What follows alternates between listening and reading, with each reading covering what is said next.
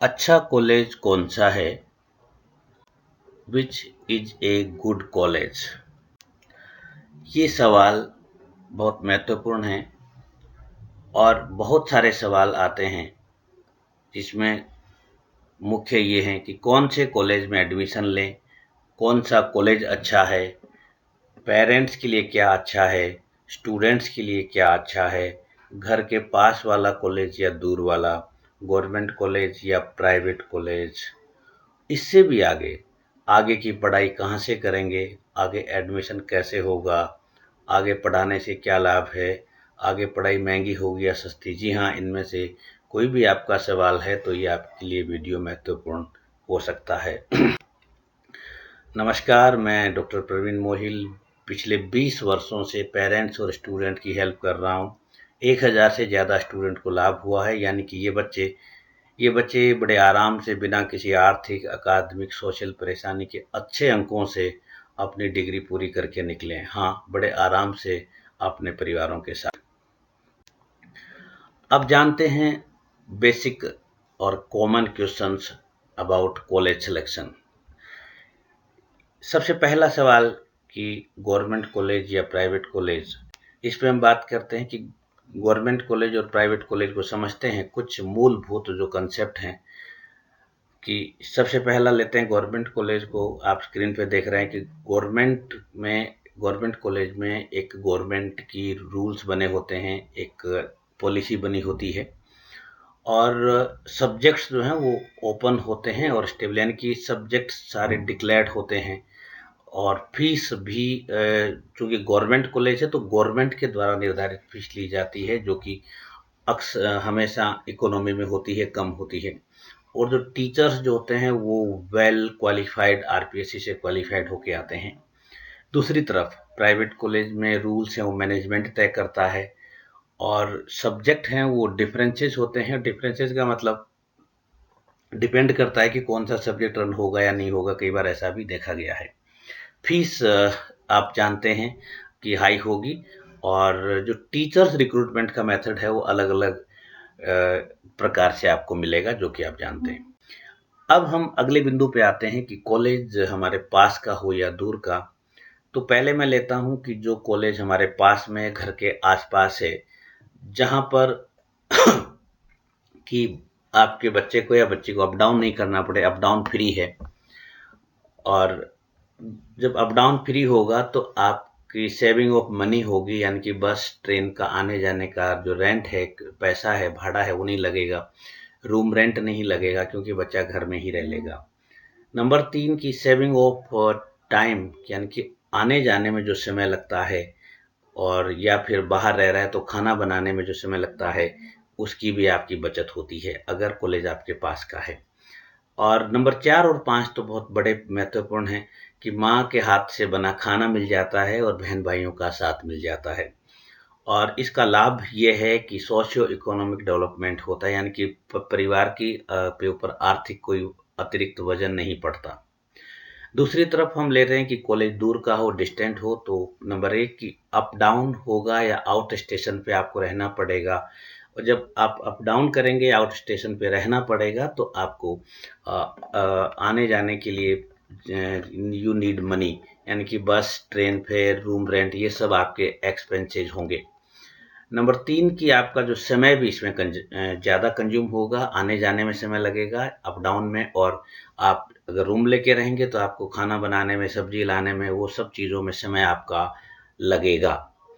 Number 4 की आप को खुद को अपना खाना बनाना पड़ेगा या आपको टिफिन सेट करना पड़ेगा। आप, यानी कि आपके ऊपर एक एक्स्ट्रा वर्कलोड पड़ रहा है, यानी कि फूड एक स्टूडेंट को मैनेज करना पड़ रहा है अगर आप दूर हैं। नंबर 5 जो इम्पोर्टेंट पार्ट है, आप बाहर रह रहे हैं तो हो सकता है रूममेट के साथ रह रहे हो या हॉस्टल में रह रहे हो तो आपके वार्डन होंगे या मकान मालिक होंगे, लैंडलॉर्ड होंगे, तो उनके साथ भी आपको एडजस्टमेंट बैठा के चलना पड़ेगा। अब इन पांचों पॉइंट का जो बेनिफिट है वो ये है कि आप पब्लिक डीलिंग सीख जाएंगे कि लोगों को किस तरह से हैंडल करना है, बाहर किस तरह से रहा जाए। इसका भी अलग बेनिफिट है और आपके पास का अलग बेनिफिट है। अब अगले बिंदु पे आते हैं कि कॉलेज आपका कैसा हो, नॉर्मल कॉलेज हो या स्पेशल या फेमस कॉलेज हो, ब्रांडेड कॉलेज हो। तो सबसे पहले मैं आता हूं कि जो दोनों जो शब्द हैं ये एक प्रकार की मिथ है, यानी कि कॉलेज और जो कॉलेज है वो नॉर्मल और स्पेशल नहीं होता। स्पेशल और नॉर्मल, जो स्पेशल आपका बच्चा होता है वो स्टूडेंट होते हैं जो हमारे कॉलेज से निकलते हैं, वो स्पेशल होते हैं और उन्हीं स्टूडेंट से हर कॉलेज का नाम होता है। तो अगर हम जिसको, क्योंकि हम जो हमारे दिमाग में चलता रहता है कि पहला तो हमने कहा मिथ है बट यहाँ को माने नहीं माने, बट नंबर 2 पे आ जाते हैं कि किसको हम कहें नॉर्मल।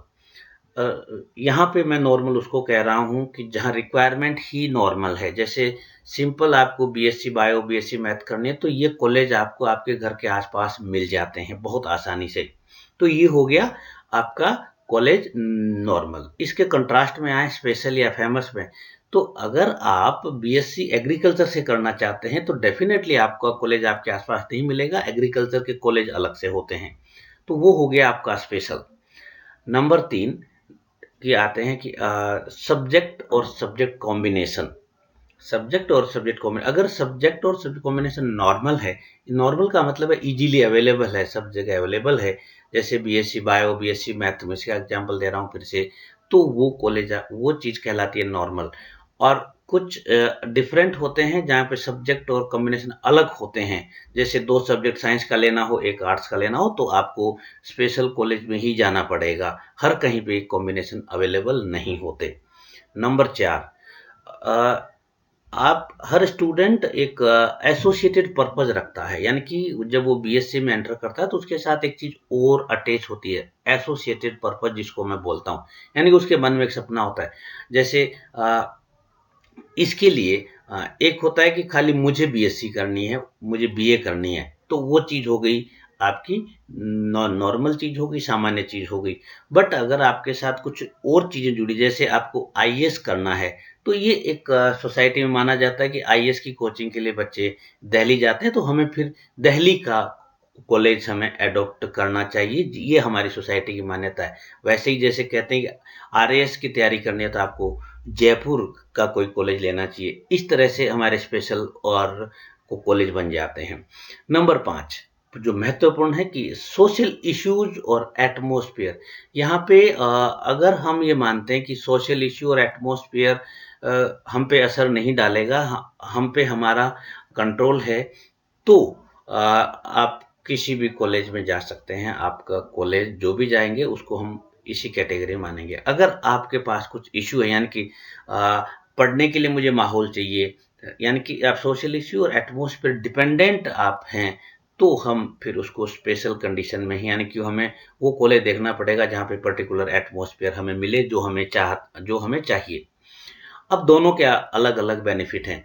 अगर आप सिंपल कॉलेज में जाएंगे, नॉर्मल कॉलेज जिसको हम कहते हैं, जो इजीली अवेलेबल है, उस वहाँ से आपको बहुत सारे ऑप्शन, जैसे आपने बीएससी किया, बीएससी के बाद आप रिसर्च में जा सकते हैं, डिफरेंट एस्पेक्ट में आप जा सकते हैं, जो आपको पता है बच्चे जाते भी हैं।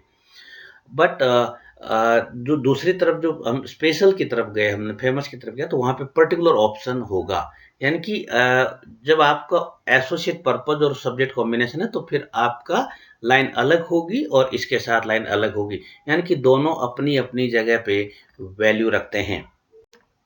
अब आते हैं एडमिशन प्रोसेस। एडमिशन प्रोसेस आजकल बहुत सिंपल है, सेल्फ एक्सप्लेनेटरी होता है।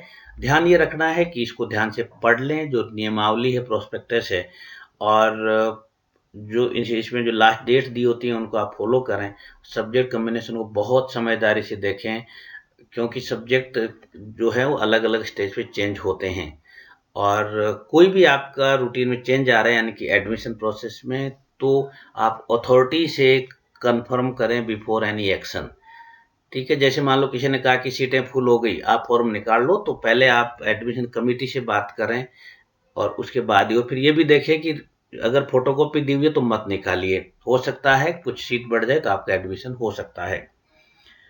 इसके बाद ये वीडियो बनाने का जो पर्पज जो था, ये वीडियो मोटे तौर पे उन अभिभावकों के लिए है। तो उसमें यहाँ पे जो सबसे इम्पोर्टेंट पार्ट आता है वाई। ये वाई यानी कि हम चाहे किसी भी कॉलेज में जाए, नॉर्मल कॉलेज में, स्पेशल कॉलेज में, पास के कॉलेज में, दूर के कॉलेज में, गवर्नमेंट कॉलेज में, प्राइवेट, कहीं भी जाएं, यहाँ पे दो वाई जरूरी हैं। एक वाई स्टूडेंट का, कि स्टूडेंट जिस किसी कॉलेज में दूर या पास क्यों जाना चाहता है, वाई। और दूसरा कि पेरेंट्स जो हैं, माँ बाप हैं या बड़े बहन भाई हैं या चाचा ताऊ, वो उसमें क्यों भेजना चाहते हैं। दोनों के वाई बहुत जरूरी है, स्पष्ट होने जरूरी है, ताकि दोनों के बीच में कोऑर्डिनेशन रहेगा और दोनों को ही सफलता मिलेगी। इसलिए बट ज्यादा इंपॉर्टेंट है स्टूडेंट का वाई जरूर, यानी कि स्टूडेंट के दिमाग में कंसेप्ट है पूरा कि मैं उस जगह पे इसलिए जा रहा हूँ। जब वो कंसेप्ट होगा पूरा, तो वो वहां से जिस पर्पज से जा रहा है वो पर्पज भी लेके आएगा। अब मेरा जो अब तक का जो एक्सपीरियंस है वो है कि 5 पॉइंट महत्वपूर्ण हैं एडमिशन से पहले, कॉलेज के सिलेक्शन से पहले। Dear parents, these are very important 5 points. Number 1, discuss with student. आप अपने बच्चे से, अपने स्टूडेंट से बात कीजिए। Need consent not order. आप ये तय मत कीजिए कि आपको इसी कॉलेज में जाना है, आपको यही पढ़ना नहीं। आप एक बार उनसे बात करिए, आप सहमति बनाइए आपस की। नंबर 2, बहुत इंपॉर्टेंट है डियर पेरेंट्स, कि टॉक विथ एलिजिबल और एक्सपीरियंस्ड पर्सन, यानी कि आप उन लोगों से ही बात करें जो वास्तव में, जिनको आप एलिजिबल मानते हैं, या जो आपकी जिंदगी को प्रभावित करने वाले हैं, या जिन्होंने आपको सहयोग दिया। एलिजिबल और या फिर उस फील्ड के एक्सपीरियंस पर्सन हैं, उनसे ही बात करें। आपको आपके आसपास बहुत लोग होंगे जो फ्री में राय दे देंगे, प्लीज ध्यान रखें। Number 3 is very important. ये पूरी एडमिशन की प्रोसेस में 3 चीजें हैं। एक तरफ एक स्टूडेंट है, एक तरफ इंस्टीट्यूट है, चाहे वो गवर्नमेंट है, प्राइवेट है, पास का है, दूर का है। एक इंस्टीट्यूट है, एक स्टूडेंट है, एक आप माँ बाप हैं, पेरेंट हैं। बट यानी कि एक तरफ माँ बाप हैं, एक तरफ इंस्टीट्यूट, एक तरफ वो एडमिशन करवाने वाले हैं, एक तरफ एडमिशन लेने वाले हैं। बट जिसका एडमिशन हो रहा है वो स्टूडेंट, यानी कि स्टूडेंट महत्वपूर्ण पार्ट है।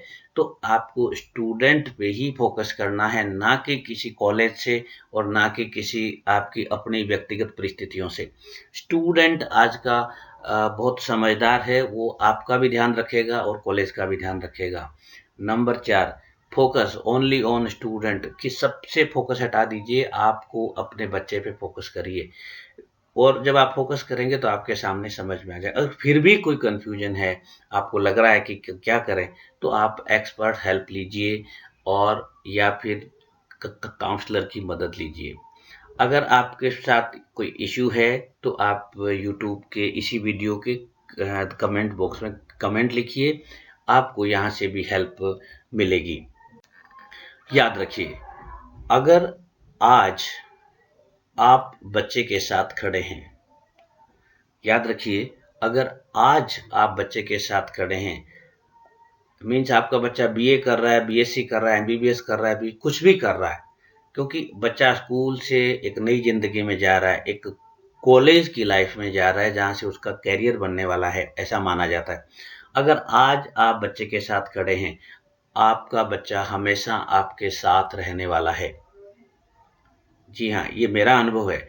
1 साल, 2 साल, 70%, 80%, 90% से जिंदगी तय नहीं होती, ये आप जानते हैं।